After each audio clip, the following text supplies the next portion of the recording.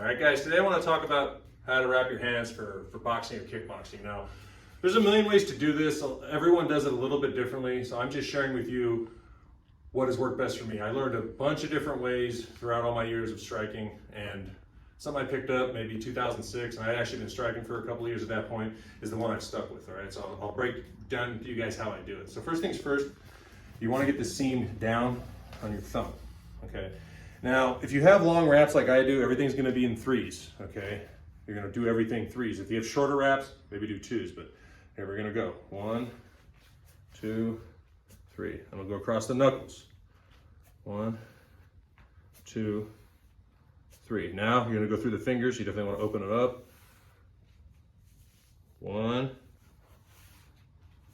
2, 3. Okay, now back around the knuckles to hold that in place. 1, 2, 3. Now the trickiest part, getting the thumb. You want to make an X. Okay, so I'm going to come here, all right, and around, and then up. 1, 2, 3.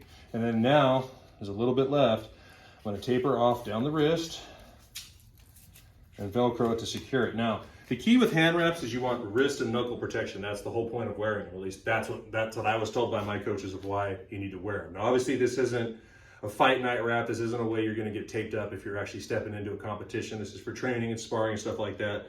For competition, it's going to be a lot more solid than cotton wraps like this. But goal is the same: wrist and knuckle protection. So I'm going to do it once again from the beginning. Okay.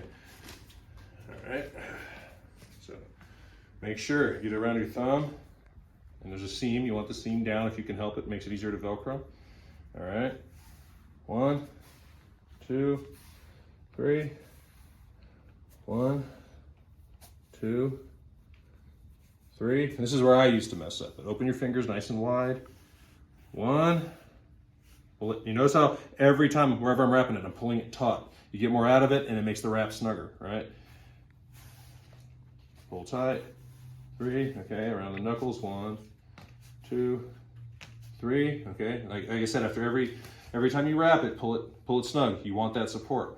Okay, now making that X. 1, 2, 1, 2, 3. And then here I am tapering off down the wrist. Now, I pull it taut like that after each wrap just to make it tight. You don't want it to the point where it's cutting off circulation, because then you've gone too far. But this, I can feel good support here and good support here. So when I hit a heavy bag or a tie pad or something, it's not causing damage to my wrist. It's giving it good support, which is the whole point anyway. So this is how I've been wrapping hands for close to 20 years.